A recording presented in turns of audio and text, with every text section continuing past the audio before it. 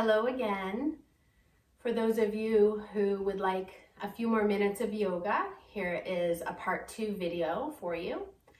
So I would highly recommend that you do begin with the breathing exercise from the first video as well as the warm-up yoga part so that you're safe and ready to go into this second session. So we'll begin where we left off. So it could be seamless in our table position where we did our cats and our cows. So the cow is where the spine extends, and the cat is where the spine flexes. You coordinate that with your breath, so inhaling as the belly drops, exhaling as the back arches.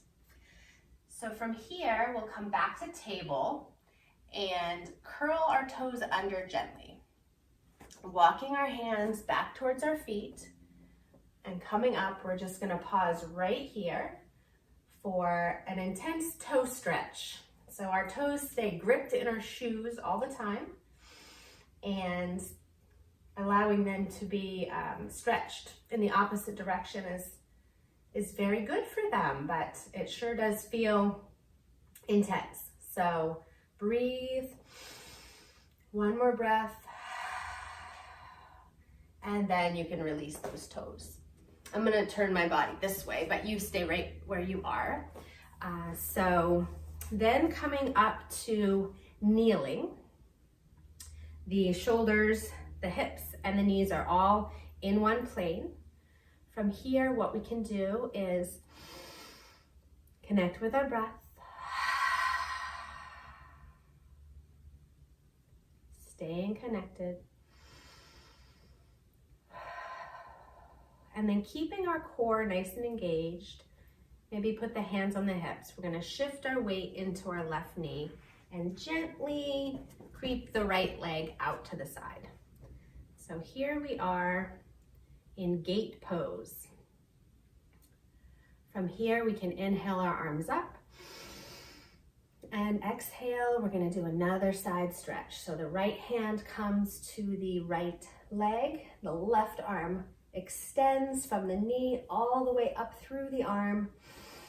You're in one plane, so you're not leaning forward or leaning back. You are all lined up. Probably putting the hand on the thigh or the shin is best and not pressing on the outside of the knee. You're not putting a lot of weight on there anyway. You could lift that up.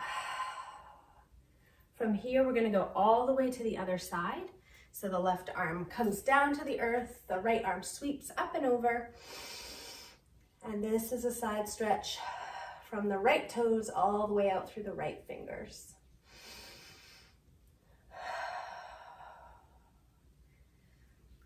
Coming back up, we'll bring the right leg gently in, however that needs to happen for you. It doesn't have to be graceful. Still on the knees just for another minute. We'll just go ahead and do the other side. So engaging the core, connecting with the breath. Hands come to the hips, shifting the weight onto the right knee, and then however baby steps it takes you to get that left leg out.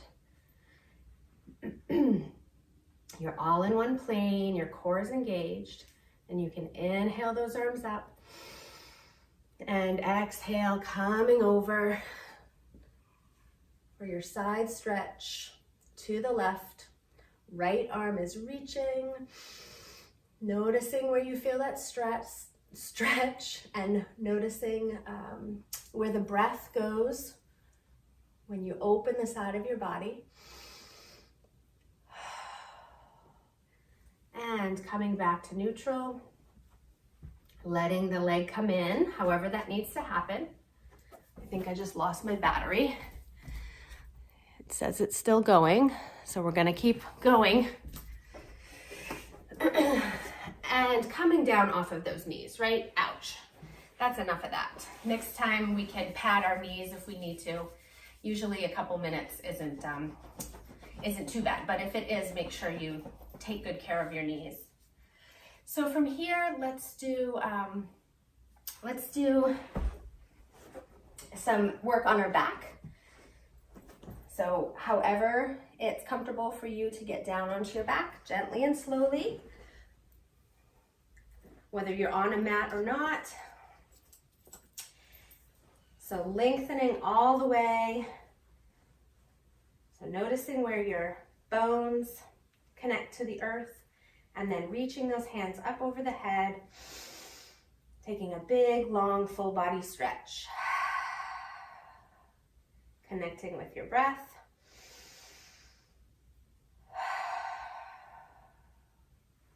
Beautiful. Then very gently bending one knee until the foot is on the mat, and then the other knee. And then bringing those knees in for a hug.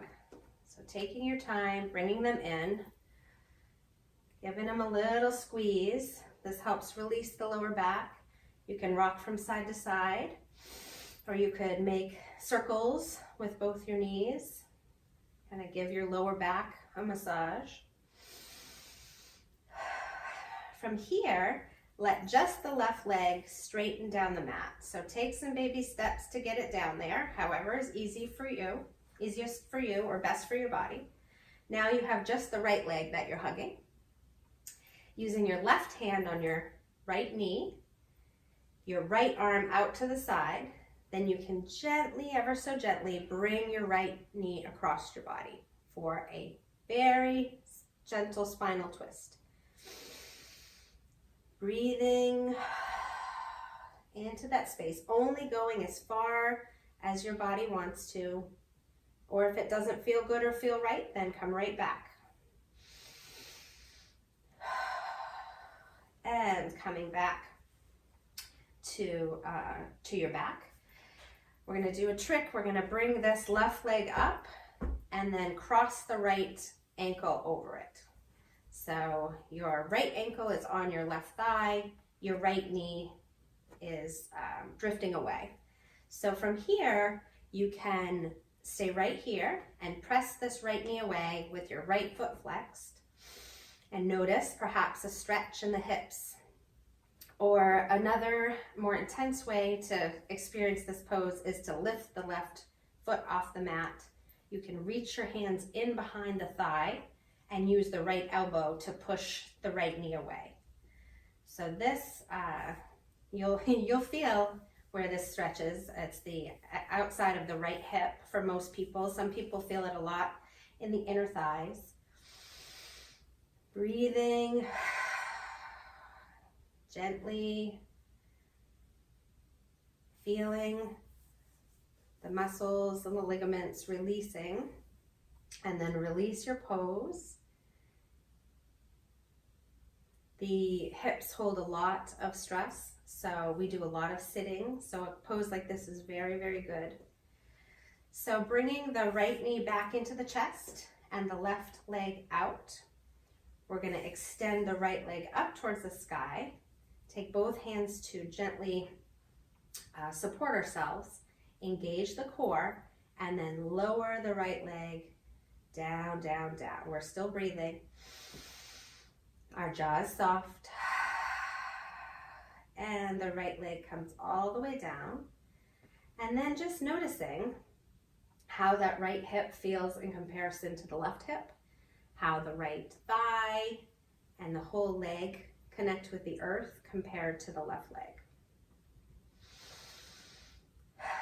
And then we'll repeat on the other side. So bringing the left knee up for a hug. And then the left arm comes out to the side, the right hand is on the left knee, and then a gentle spinal twist, only as far as it feels comfortable for your body. Breathing, relaxing the jaw, and coming onto your back. The right knee is going to bend up until the foot is on the mat, and then the left leg crosses over. So the left foot is flexed, the left ankle is on the right thigh, and staying right here, just pressing a little bit out on that thigh might be a really good stretch for you. Another offering is to lift the foot up off the mat, reach behind the right thigh, and use the left elbow to press the left knee away. Couple breaths.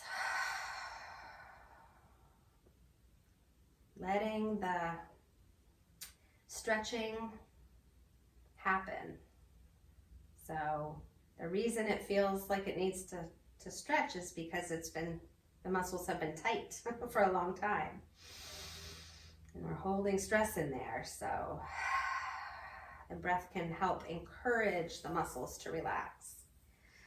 So releasing from that pose, the right foot comes back to the mat. The left knee can come to the chest. The right leg extends. And then we'll straighten the right leg towards the sky. Both arms out to the side.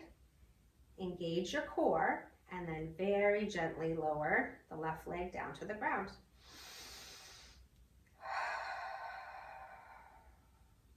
And you should feel even again. Hooray! Let's bend both knees up one more time until the feet are a little bit further than hip width apart. And they call this windshield wipering. So both knees gently fall to the left, and then both knees gently fall to the right. And that gives some nice range of motion to your hips that we just did some intense stretching on. So this is kind of like shaking it out, but a little more gentle. Okay, and last but not least, the most important pose for stress reduction and really for giving yourself a sense of calm clarity is called legs up the wall, or Viparita Karani. So what you do is press your lower back into the mat. Bring both knees gently up gently up, and then very slowly and gently straighten the legs. So perhaps this is as far as your legs want to go, and that's absolutely fine. You could also put them on a chair or a couch, so you could wiggle yourself over next to something. You could set your legs right on a chair or the couch. You can get over to the wall and use the wall to support your legs. And then you can also use a block or a pillow to put under your sacrum and put the legs up and have your body be also in an inverted position. So what this does is it gives your heart a break. So we know that, and you're breathing, we know that the heart has to work very hard to pump the blood all the way down to the tips of our toes and have it passively come back to the heart. So by giving the heart this vacation, this 3-minute vacation, it also allows extra blood to go into the brain because of gravity and give all of those brain cells an amazing bath in extra oxygen and nutrients. So they say to do this before exams, do this when you're traveling, do this instead of an afternoon nap. Just 5 minutes of legs up the wall will give you a sense of calm clarity. So it's like energy, but with the calmness.